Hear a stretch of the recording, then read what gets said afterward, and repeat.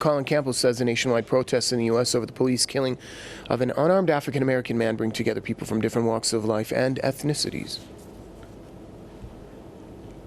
In this protest or demonstration, we saw a lot of white faces. We saw some Latinos as well, and Asians and other people from various ethnicities, all joining in for this sign of mass protest. We have seen a change in tone regarding these protests. As far as the intensity and the anger and the vigor coming from these protests, I think that the overall rhetoric coming from the Floyd family saying that they did not want any type of rioting, any type of looting to be associated with the peaceful protest that they would like, with the peaceful protest that many of the protesters, frankly, would like, and of course, what George Floyd would have wanted in his honor.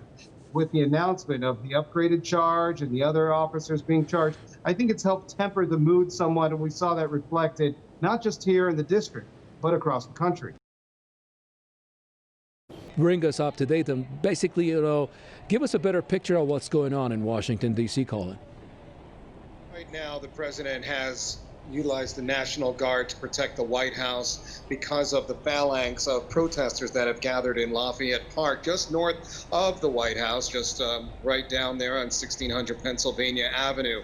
And there are hundreds of protesters there, mostly young people, raging against police because they are upset with the way that George Floyd was treated, which, as you have just summarized, led to his death. They also want to see the arrests of the other officers who were there at the scene. So they're really looking at a virus here that has even a greater impact than previously believed in its virulence, in its aggressiveness, in the way that it's spread. So again, a lot of fear out there. We're expected to see this to still be worse before it gets better. All eyes will be on Bernie Sanders to see how he's going to do. That's right, and that's because of the recent momentum that the former vice president has just receiving some endorsements, some key endorsements from Pete Buttigieg and Amy Klobuchar, his former rivals, and then from Beto O'Rourke, another presidential candidate who dropped out several months ago.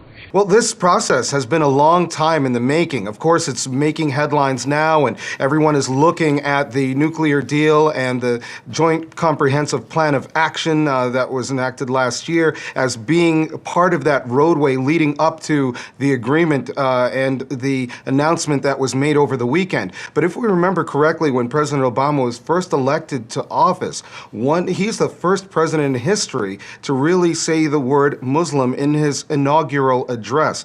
That's in Tel Aviv. Outrage from gatherers here stems from current conditions in Palestine, where millions of Palestinians are displaced from their communities. As an American and as a Muslim, it's my duty to stand up and speak for those who are oppressed.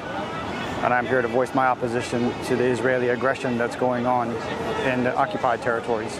Dozens congregated at DuPont Circle, the usual meeting place on the International Quds Day, the last Friday of the holy month of Ramadan, to call an end to what they describe as an Israeli occupation, controlling the world's largest open-air ghetto, holding Palestinians. And the people, the very Palestinians who were thrown out of those homes, are living in refugee camps, sometimes maybe only an hour drive from the very place that they used to call home. Obviously, we're okay with Judaism and Christianity and every religion.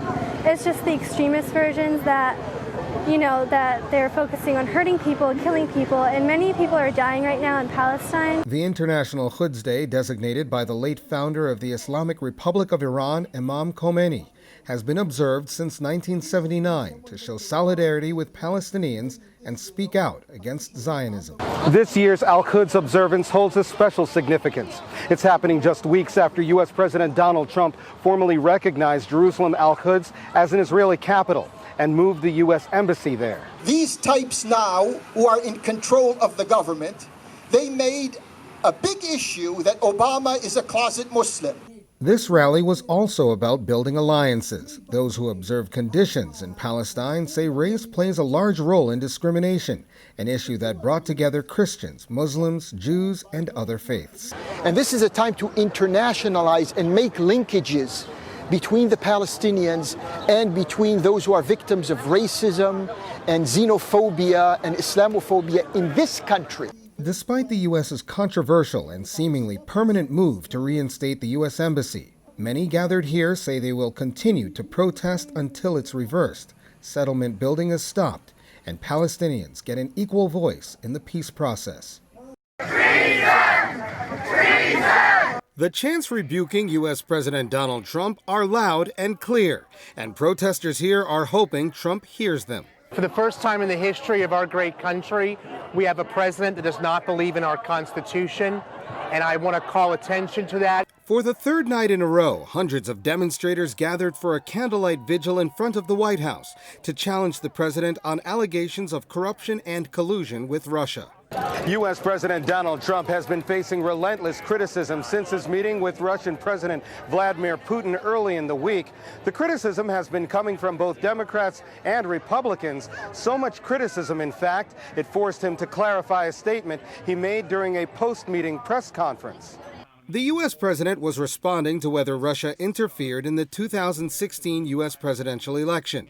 Despite reassurances from the White House that the president is not favoring Russia, Trump's apparent gaffe has bolstered skepticism across the nation. In a key sentence in my remarks, I said the word would instead of wouldn't. The sentence should have been, I don't see any reason why I wouldn't, or why it wouldn't be Russia. Many here are not accepting the president's explanation. What makes me mad is that he is Putin's puppet. He has every word that comes out of his mouth is a lie, even though we've already heard different. And I'm sick of it. The problem of corporate power is now out of control. Several lawmakers made appearances urging protesters to vote Democrat in November to send Trump a message. I'm tired of seeing politicians who aren't never held accountable for their actions. I'm tired of seeing people never have to answer for the things that they do, and I think it's time that we put our foot down. Protesters also held signs calling for Trump's impeachment, others urged him to resign, and some focused on voter activism.